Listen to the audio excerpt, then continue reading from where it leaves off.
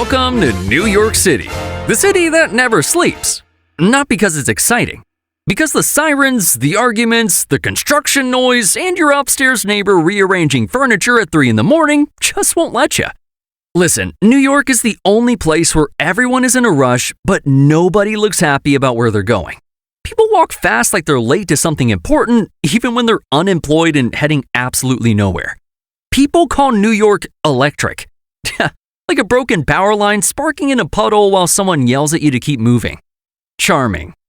This city frankly runs on caffeine, ambition, impatience, and unresolved emotional damage. And somehow, against all logic, it still functions, just barely. New York isn't a city. It's like a psychological endurance test disguised as a lifestyle choice. And everything starts and ends with rent. In New York, housing isn't shelter. It's a financial endurance challenge. In most cities, an apartment is just a place to live. In New York, it's a personality flaw you defend aggressively online. You'll pay $4,000 a month for a studio so small that if you open the fridge, you legally can't sit down. The stove is also the nightstand. The bed is also your couch. The shower doubles as emotional support. Apartment listings are written entirely in lies. Cozy means illegal. Open concept means no walls. Great natural light means the sun shows up once a year, briefly like a divorced dad who forgot your birthday. Landlords will say, it's got great bones. Yeah, because it used to be a crime scene. They'll say steps from the subway, which means that you'll hear the train rattling your bed at about 4 o'clock every morning. They'll say perfect for creatives, which means there's no kitchen and the heat is optional. New Yorkers don't decorate apartments. They negotiate with them. You don't choose furniture based on taste, you choose it based on what fits without violating fire code. And because rent is criminal, grown adults with full-time jobs live with strangers well into their 30s, kind of like a social experiment funded by trauma. There's always one roommate who works in finance and never cooks. One is always between things but somehow always home, and one labels their food like it's crime scene evidence. Weird. You don't ask your roommates how your day was. You ask, did you touch my stuff? Friendships in New York end over fridge space. You'll tolerate emotional instability, inconsistent hygiene, and questionable life choices, but you just won't tolerate someone drinking your oat milk. Then there's the subway, which isn't transportation. This thing's like exposure therapy. You don't ride the subway, you endure it. It's the only place where you can be early, late, and traumatized all at the same time. There's always a dude screaming about the end of the world right next to a dude eating tuna salad out of a plastic bag while someone else sells loose batteries. Every delay announcement sounds like a hostage negotiator. We're experiencing delays due to train traffic ahead. Translation, something deeply unholy has happened. The subway smells like fear, metal, and regret. And the rats don't run from you. They make eye contact like, you new here? And people say New Yorkers are rude. Nah. They're just emotionally unavailable with a lot of opinions. New Yorkers don't say sorry, they say watch it. If you stop walking for more than 2 seconds, someone will literally physically move you like furniture. This city's got 2 speeds, fast and wrong. Everyone thinks they're the main character. Every coffee order is so urgent. Every opinion is necessary. Every conversation is just ever so slightly aggressive. Kindness does exist in New York. It's just expressed violently. Someone will help you carry a couch up 5 flights of stairs while insulting your life choices the entire time. It's kinda sweet. Kind of. Money in New York doesn't get spent, it escapes. You'll check your bank account and think, I didn't buy anything.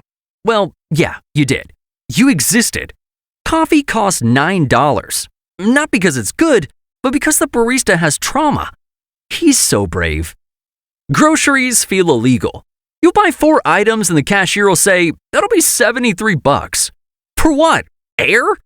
Delivery apps turn an $18 meal into $47 because someone pressed confirm. Every transaction just feels kind of personal. And the weather, it's hostile by design. Winter isn't cold, it's disrespectful. The wind hits you sideways like it's got beef with you personally. Summer smells like hot garbage and regret. Spring and fall are just rumors started by real estate agents trying to take advantage of out-of-towners. You'll experience all 4 seasons in 1 week, and none of them will be pleasant. And yet, people stay because New York has kind of got an energy to it. It's got ambition. It's got moments that just make you feel alive for about 10 minutes. Then your rent hits. New York gives you stories. It gives you character. It gives you something to complain about forever. Leaving New York doesn't mean you hate it. It means it finally won. Okay, here's the truth. New York will chew you up, charge you for it, and then ask you for a tip. It's chaotic, it's expensive, it's frankly exhausting, and somehow people still defend it like it's a personality trait. People don't love New York because it's easy. They love it because surviving it feels like an accomplishment. It's a city where suffering is worn like a badge of honor. If you're not tired, broke, or mildly unwell, you're just doing it wrong, bro. And let's talk about the idea that New York builds character. That's just something people say when they've been emotionally beaten down but just can't admit defeat. Character is what New Yorkers call trauma when they're too proud to move back home. You don't grow here. You adapt. You learn how to ignore noise, inconvenience, and disappointment at Olympic levels. You stop being surprised when plans fall apart. You stop expecting comfort too. Honestly, you stop expecting fairness.